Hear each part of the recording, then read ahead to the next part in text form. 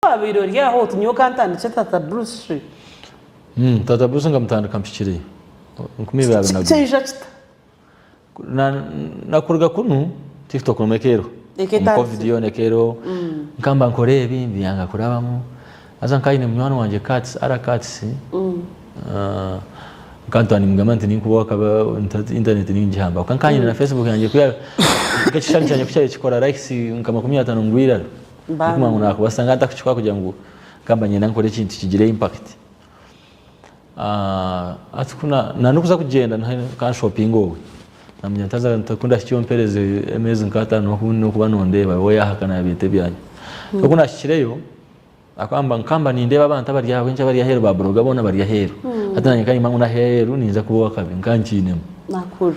Atuna cyeyo natanga korayo kora izi content zo kugamba nkijante districts kusinga ya mashome marungi ningeze kusinga abarogo ningeze kusinga ati mbugamba numa uri mu rugendo aho koma kora ikintu nko kumarahanga nakwigurire mahanda nakuru hati niza natandikaho content y'abantu zekeri akabarungi series nkangamba nko mukazi then ngamba nkanye cheza ngamba ngumshanje heza voice ngankaki naborhona hata nyuma ukabarungi series nkazukore merundi nka video nkitana hata mukorezo ntayane zenka nkezura nakuru video yanje yo kubanza keri hit ekatera na Kampala bajimanya iryo nyakore keri ya Bruce ranga kakandetera naronda mutano wanje na mutaho twazana kurugobona hati ngemerezaga hata ako kubanza katugambira Bruce akakora iki nkagumire kimunonga tikakuzaya nakari akagumire cyo kagendire munonga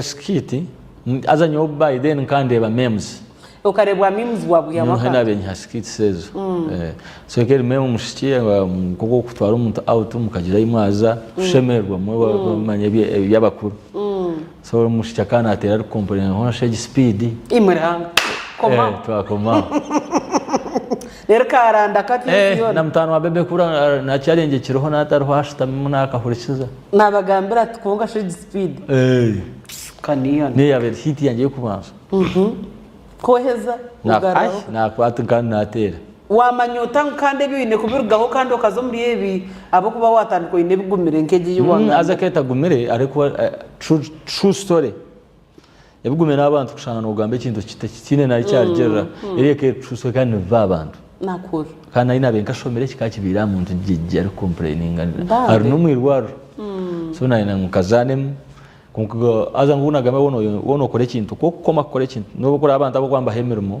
kushanga umuntu yija nkati bakamujya ngo in expense hache expense nakujiyanga aho kumta yobanzo murebe gamba murebe yana abasa muhereze chance naza kubona program yo kubanza terashane yanyesha kete terashane yanje nshakari so aho koma kore kintu no kubona upgrading true